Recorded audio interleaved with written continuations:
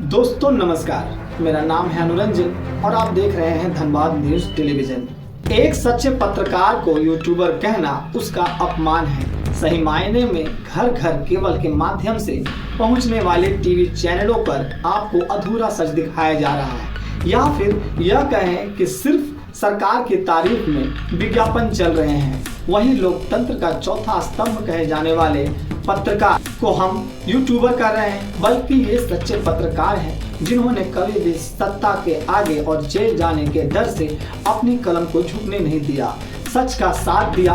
उन्होंने अपने खराब समय और मुसीबत में भी इनके आगे नतमस्तक नहीं किया।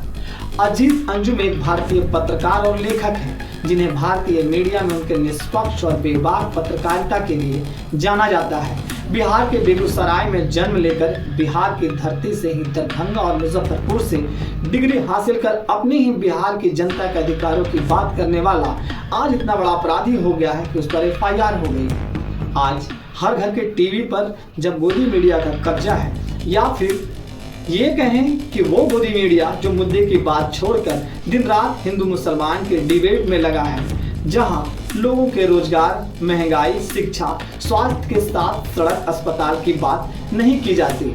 आज गोदी मीडिया आपको ये नहीं बताता कि पिछले कई सालों से जो सरकार है वो आपको रोजगार क्यों नहीं दिया कि आपको पलायन करना पड़ रहा है। वही गोदी मीडिया आज लोगों को मौजूदा सरकार द्वारा दी गई सौगात जाति और धर्म की आड़ में लोगों की सुविधाओं से वंचित कर रहा है। ऐसे में अजीत अंजुम जैसे पत्रकार का टीवी पर इस माहौल में सांस लेना मुश्किल हो रहा था। फिर उन्होंने लोगों के हाथों की पहुंच में यूट्यूब के माध्यम से जागरूक कर उनके अधिकारों की बात और मुद्दे उठाने शुरू किए।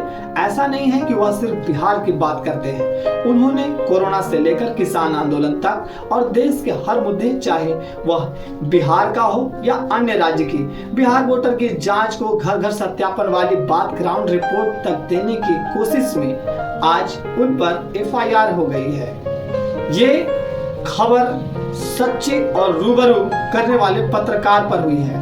उन्होंने पाटलिपुत्र टाइम्स के लिए स्थानीय संवाददाता के रूप में काम शुरू किया था। इसी दौरान उन्होंने अपना नाम अजीत कुमार से बदलकर अजीत अंजुम रख लिया था। प्रिंट मीडिया में भी उनका योगदान रहा है। पटना में फ्रीलांस पत्रकारिता करते हुए उन्होंने धर्मगुरु, साप्ताहिक, हिंदुस्तान, दिग्मान और रविवार जैसे प्रमुख प्रकाशनों में लेख लिखे। दिल्ली आकर उन्होंने अमर उजाला और चौथी दुनिया जैसे प्रकाशनों में काम किया। इलेक्ट्रॉनिक मीडिया 1994 में उन्होंने राजीव शुक्ला के टॉक शो रूबरू का निर्देशन किया। उन्होंने स्टार न्यूज के लिए सनसनी, रेड अलर्ट, पोल खोल जैसे शो प्रोड्यूस किए। न्यूज 24 और TV9 भारतवर्ष जैसे कई जाने माने चैनलों पर महत्वपूर्ण भूमिका निभाई।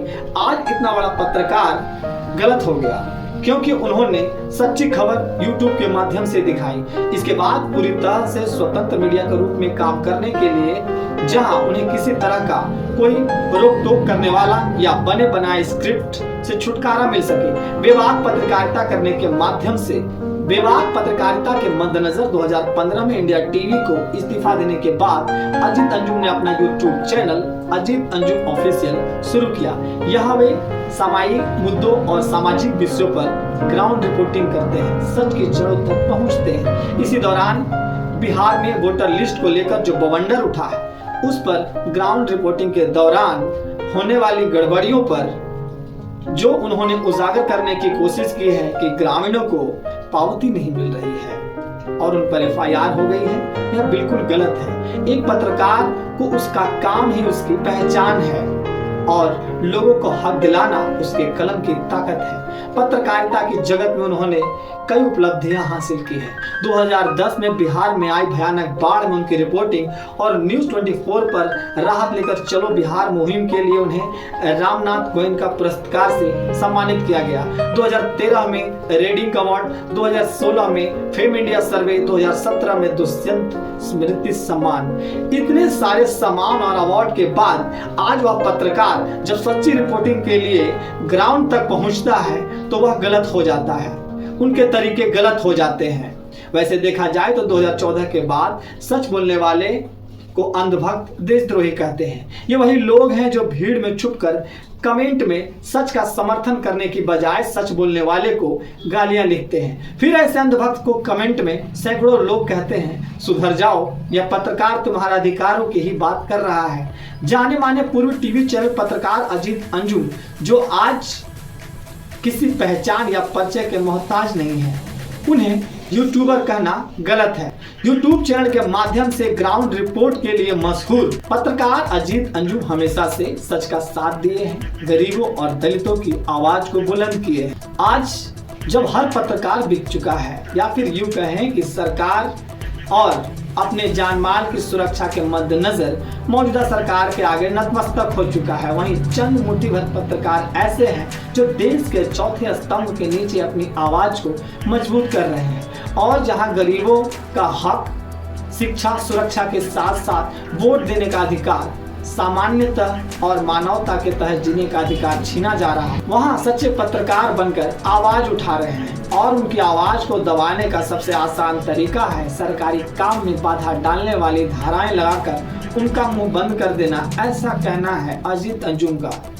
हम सब ने अजीत अंजुम के यूट्यूब चैनल पर प्रसारित हो रहे पिछले कई एपिसोड को देखा है, जिसमें वे बड़ी शालीनता से बीएलओ से कुछ सवाल करते हैं ताकि जो लोग चुनाव आयोग से सरल और सीधे मुंह सवाल नहीं पूछ सकते क्योंकि उनके पास समय का अभाव होता है। पत्रकार अजीत अंजुम ने बड़ी ही शालीनता और सरल भाषा में लोगों को उनके अधिकार और बीएलओ के कार्य प्रक्रिया को समझाने की कोशिश की है। और वे बता रहे हैं, जब बात हुई कि हर शख्स को एक रिसीविंग के तौर पर, जिसे हम पावती कहते हैं, प्रदान की जाएगी, तो उन्हें क्यों नहीं दिया जा रहा है। ऐसे एक दो नहीं बल्कि कई लोग हैं जो कैमरे के सामने आकर इस बात की पुष्टि कर रहे हैं और अपनी बातों पर अडिग हैं कि उन्हें पावती नहीं मिली। इसमें कहीं भी किसी प्रकार से किसी वर्ग को निशाना पहुंचाना, सरकारी काम में बाधा पहुंचाना या किसी प्रकार की संवेदनशील हरकतें नहीं दिखाई दे रही। फिर भी पता नहीं कहां से कौन से ऐसे लोग हैं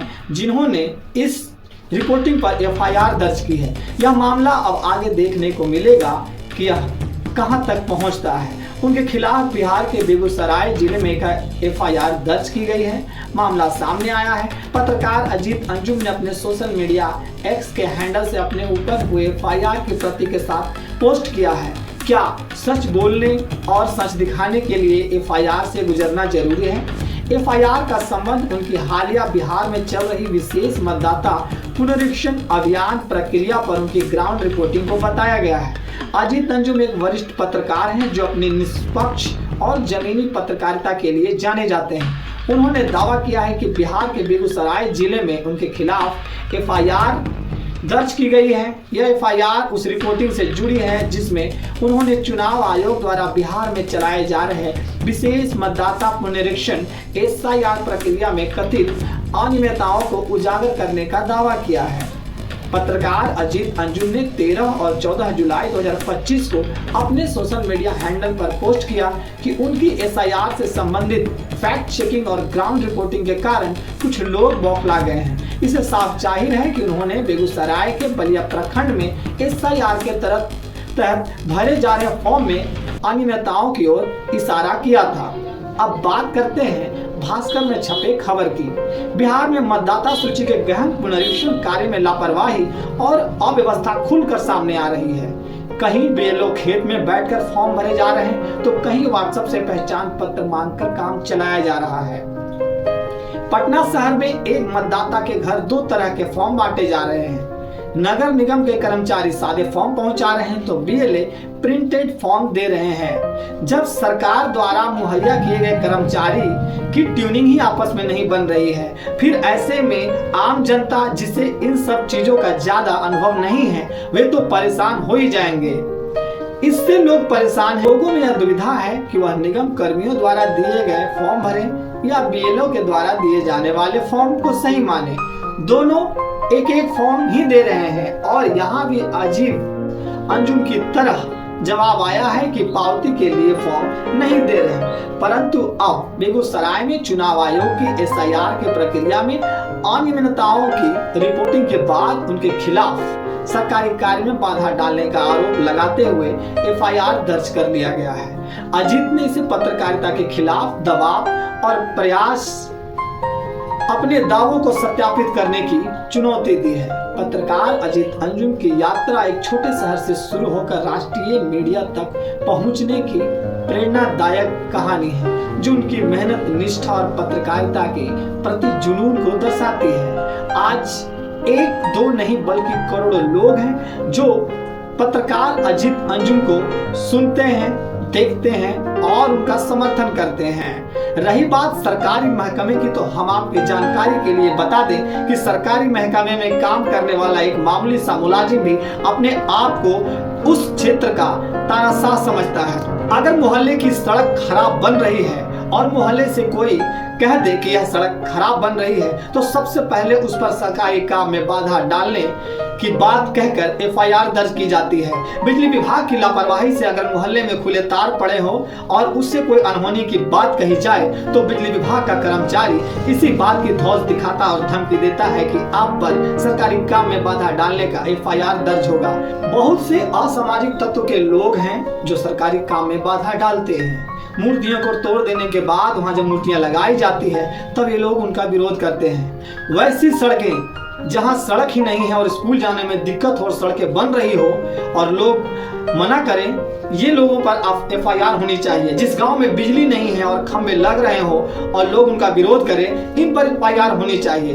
अच्छी और गुणवत्ता वाले अगर काम हो रहे हो और लोग वहां पहुंच जाएं, सरकारी कर्मचारी को रोक दें, धांधली करें और उनसे बदतमीजी से बात करे, ऐसे लोगों पर एफआईआर होना जरूरी है। परंतु जब गरीबों के अधिकार की बात हो, सरकारी काम में लापरवाही हो, अनियमितता बरती जाए, तो वहां आवाज उठाना जरूरी हो जाता है। परंतु जो माहौल है, ऐसे में नहीं लगता कि कोई भी शख्स अब आवाज उठाएगा। हमारा कार्यक्रम आपको कैसा लगा कमेंट में अवश्य बताएं। सोशल मीडिया की इस भीड़ में हम आपसे कहीं खो न जाए, इसलिए चैनल को सब्सक्राइब करें, बेल आइकन को दबाना ना भूलें। हम फिर हाजिर होंगे एक नई खबर के साथ। इसके साथ ही मुझे दीजिए इजाजत।